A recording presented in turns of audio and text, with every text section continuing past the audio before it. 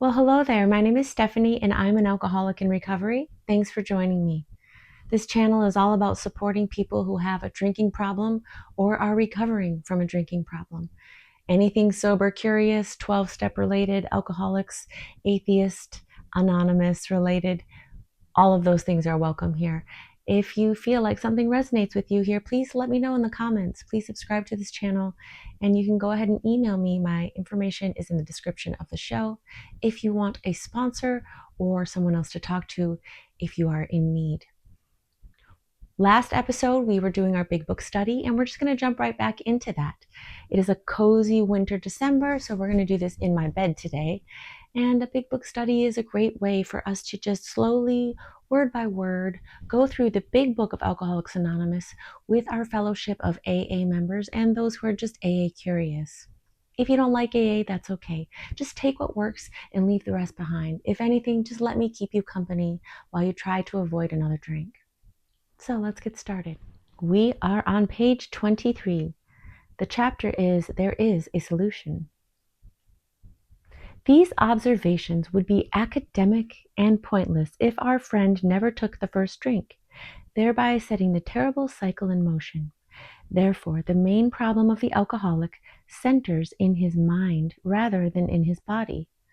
If you ask him why he started on that last bender, the chances are he will offer you any one of 100 alibis. Sometimes these excuses have a certain plausibility, but none of them really make sense in the light of the havoc an alcoholic's drinking bout creates. They sound like the philosophy of the man who, having a headache, beats himself on the head with a hammer so that he can't feel the ache. If you draw this fallacious reasoning to the attention of an alcoholic, they will laugh it off or become irritated and refuse to talk. Once in a while, they may tell the truth, and the truth, strange to say, is usually that they have no idea why they took that first drink, no more than you have. Some drinkers have excuses with which they are satisfied part of the time, but in their hearts they really do not know why they do it. Once this malady has a real hold, they are a baffled lot. There is the obsession that somehow, someday, they will be able to beat the game. But they often suspect they are down for the count. Let's pause right there. It reminds me of a conversation I had with an AA friend recently, or an alcohol abstinence friend. And they had a question, and we were just getting to know each other, and I'm grateful for this new friendship.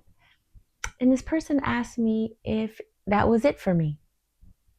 If that was it, if that was the end of drinking for me, if ever again could I drink.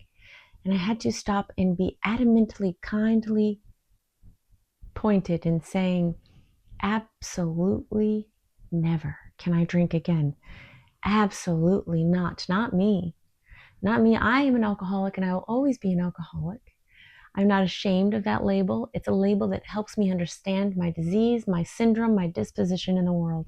And that allows me to hold my boundaries, ones I know will work for me.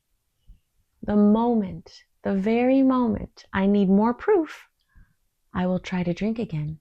And I will get that proof of, nope, you can't just have a little bit, can you, Stephanie? You just can't. It feels too good to my brain. That addictive nature, coupled with the traumas and the resentments I feel daily, all of those things, they will come up as great reasons. There is the obsession that somehow, someday, they will beat the game. So that's what I did for many years with my alcohol drinking. For many years, I would make rules for myself. So no liquor, only beer and wine. That's a negotiation.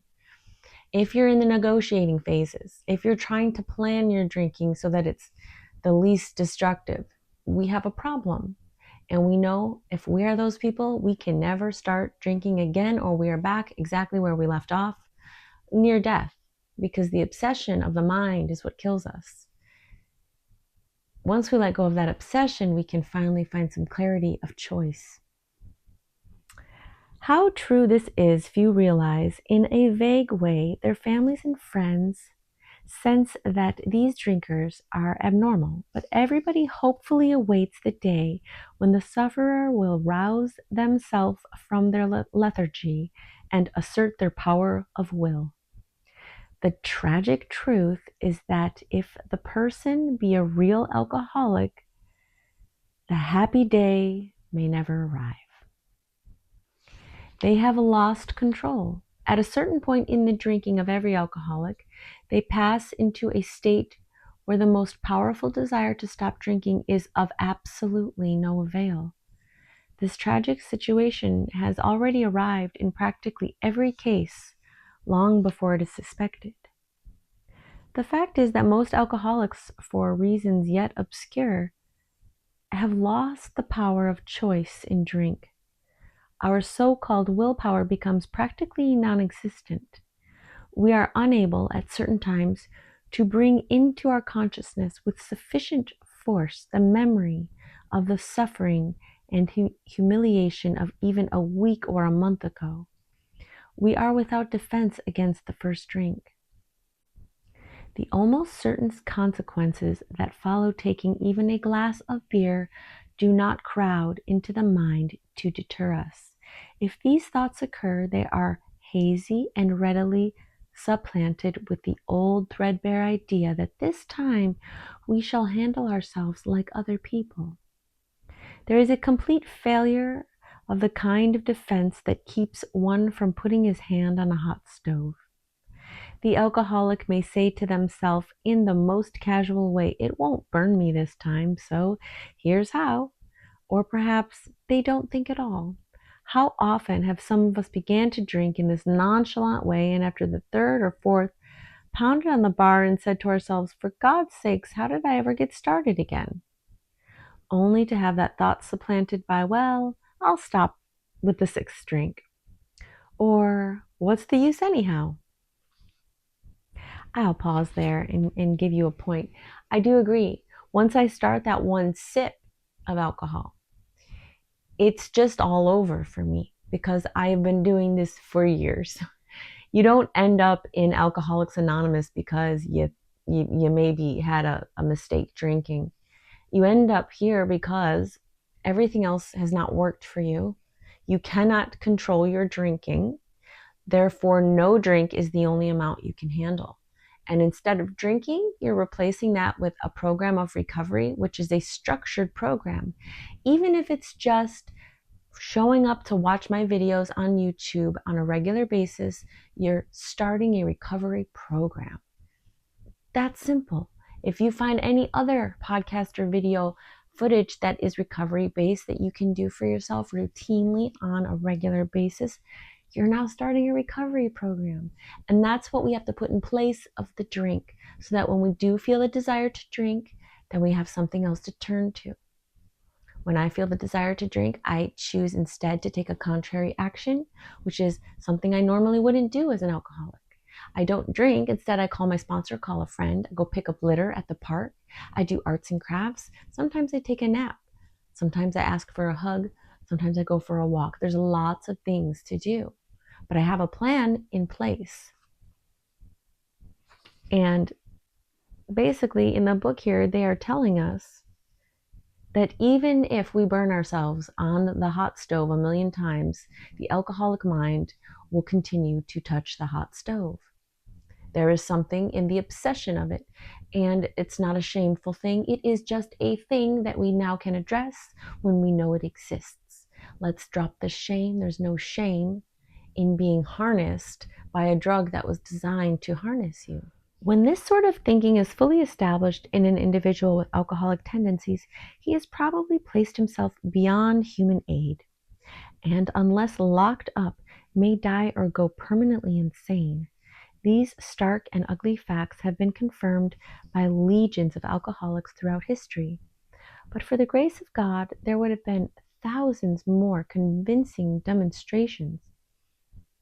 So many want to stop, but cannot. There is a solution. That's the good news. There is a solution. Almost none of us like the self-searching, the leveling of our pride, the confession of shortcomings, which the process requires for its successful consummation. Let's pause there. This is the top of page 25 in chapter 2, which is There is a Solution. And this is what it takes. It takes a searching and leveling of our pride, a confession of shortcomings, and that's what it takes for this successful consummation. So basically, they're saying there in a little tidbit amount that this program works if you're able to look at your shortcomings, look at your character maladaptive behaviors, your character defects, character flaws, problems, things that need fixing. If you are willing to lay them out on the table to a trusted friend, admit them, and change them, then you will be lifted from that desire to drink. And this is the fact. We are not dealing with alcohol, my friends. We are dealing with trauma. At some point in your life, someone was not there for you during a very challenging time. This was probably when you were young. You were left to fend for yourself emotionally. So whatever trauma happened to you was not quite done the damage until the support system failed to pick you up, lift you up, elevate you from that trauma, shout from the rooftops how you are loved and how you should be advocated for. That happened to you one time in your life, a very important time, or else you would not be here joining this alcoholic on figuring out how to make this all right. I know that happened to you, and I'm sorry that happened to you. And the solution here is a bearing of a soul. We have to lay our cards on the table. We were taught wrong things when we were not supported and loved properly growing up. And so we lay our cards out on the table, we examine our cards, we rearrange our cards, and we make new card choices. All these metaphors are designed to help you understand this is a scaffolding, a framework for self-help. That's it. Let the dogma go, let the patriarchy go, and let's focus on what works for us. So, when we saw that it really worked in others, this self-effacing process, we had come to believe in the hopelessness of futility of life as we had been living it. So there is a solution. Almost none of us like the self-searching, the leveling of our pride, the confession of shortcomings, which the process requires for its successful consummation.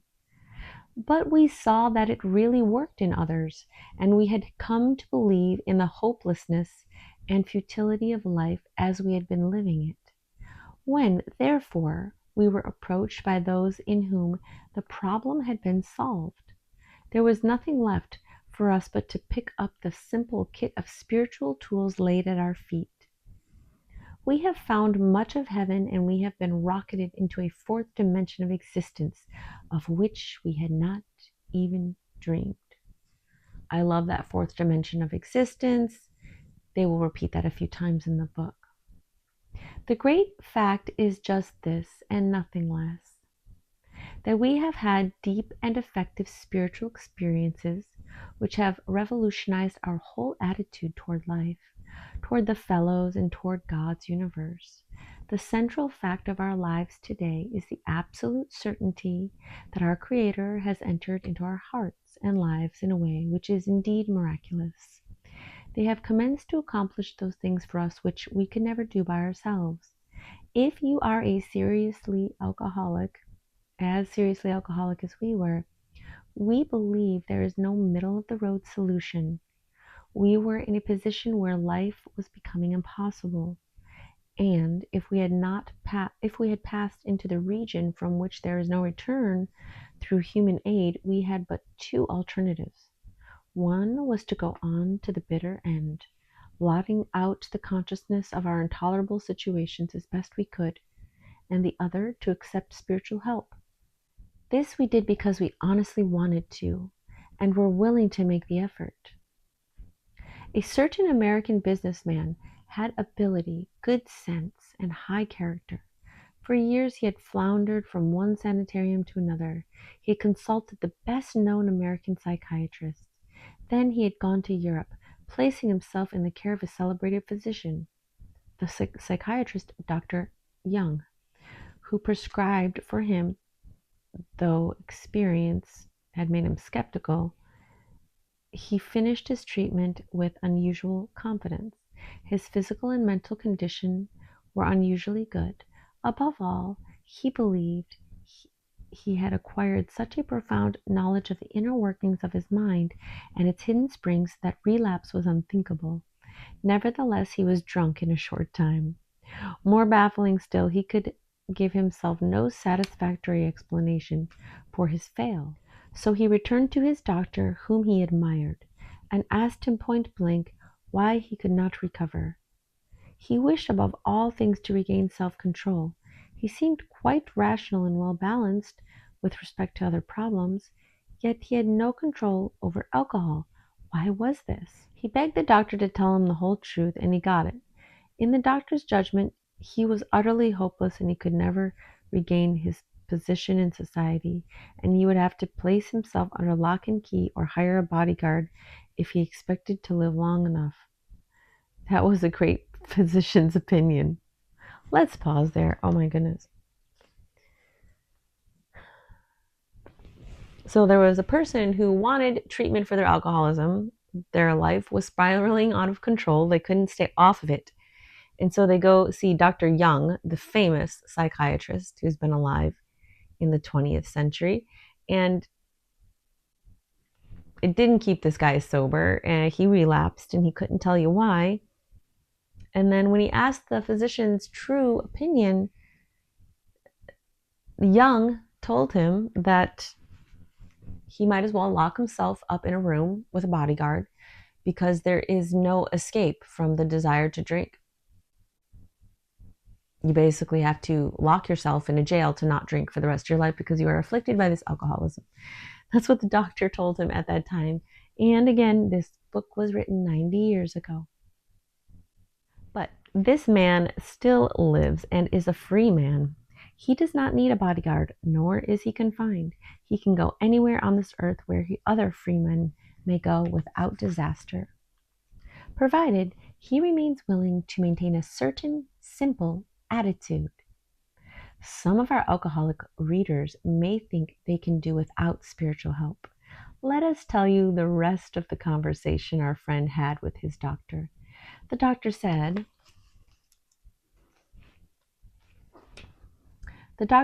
"You have the mind of a chronic alcoholic. I have never seen one single case recover where the state of mind existed to the extent that it does in you." Our friend felt as though the gates of hell had closed on him with a clang. He said to the doctor, "Is there no exception?" "Yes," replied the doctor, "there is. Exceptions to cases such as yours have been occurring since early times. Here and there, once in a while, alcoholics have had what are called vital spiritual experiences. To me, these occurrences are phenomena. They appear to be in the nature of huge emotional displacements and rearrangements. Ideas, emotions, and attitudes which were once the guiding forces of the lives of these men are suddenly cast to one side, and a completely new set of concepts and conceptions and motives begin to dominate them. In fact, I have been trying to produce some emotional rearrangement within you. With many individuals, the methods with which I employed are successful, but I have never been successful with an alcoholic of your description." Upon hearing this, our friend was somewhat relieved, for he reflected that, after all, he was a good church member. This hope, however, was destroyed by the doctor's telling him that while his religious convictions were very good, in his case they did not spell the necessary vital spiritual experience. Here is the terrible dilemma in our friend, which they found themselves when they had the extraordinary experience which we have already told, that made them a free person. We, in our turn, sought the same escape with all the desperation of drowning men and women. What seemed at first as a flimsy reed has proved to be the loving and powerful hand of good. A new life has been given us, or if you prefer, a design for living. that really works. The distinguished American psychologist William James, in his book Varieties of Religious Experience, indicates a multitude of ways in which people have discovered God. We have no desire to convince anyone that there is only one way by which faith can be acquired. If what we have learned and felt and seen means anything at all, it means that all of us, whatever our race, creed, or color, are the children of a living Creator with whom we may form a relationship upon simple and understandable terms as soon as we are willing and honest enough to try.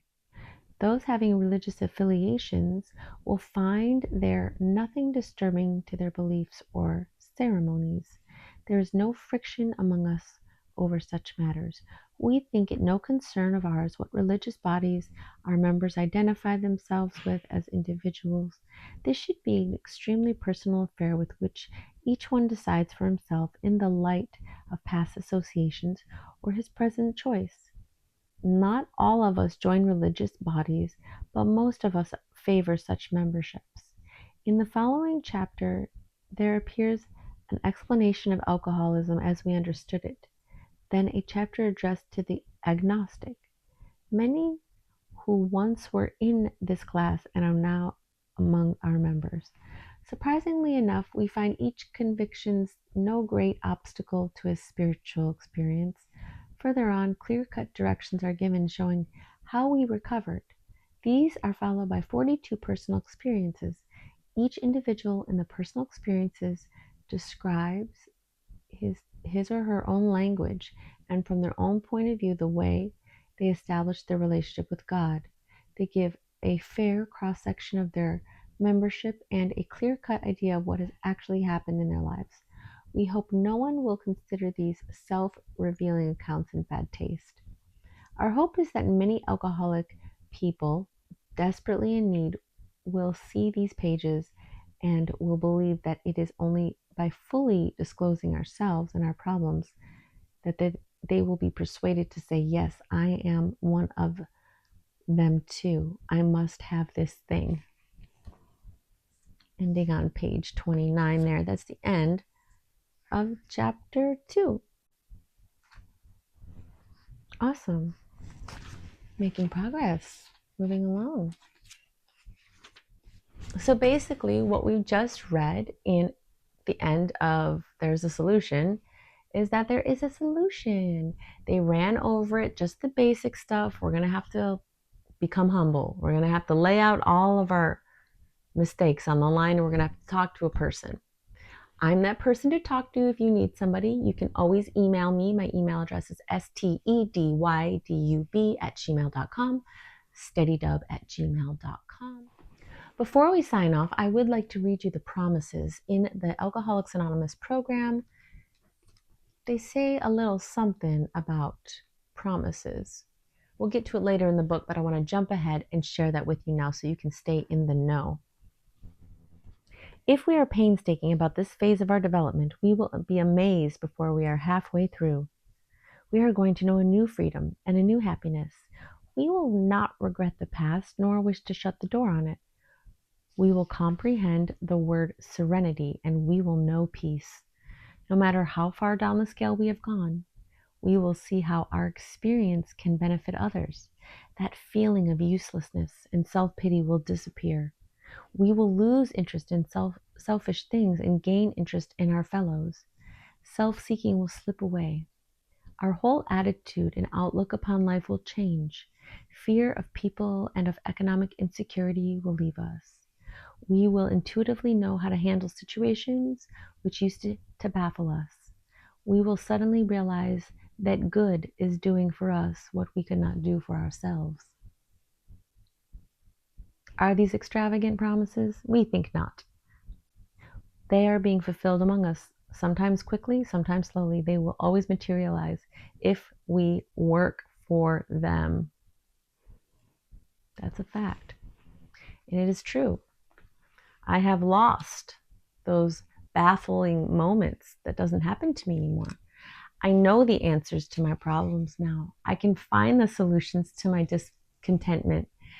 And I learn how to pause and respond instead of react. So, with that said, I hope you've gleaned a little bit of information from the Big Book of Alcoholics Anonymous. I love having these big book studies with you. We're just slowly picking through this very important text. If you don't like the dogma, just leave it behind. Whatever works for you, let's hold on to that. Please comment below. Let me know what your questions are about the program. If you have any questions about how I cope with recovery, how I deal with triggers, please let me know in the comments. I'd love to hear from everybody. And if you know anybody else who could benefit from a little bit of audio company in the vein of alcohol abstinence, go ahead and send them my channel. I would love to meet anybody who's in need of a friend when it comes to alcohol abstinence. So until next time, thanks so much for being here. No drinking. Keep smiling. Namaste.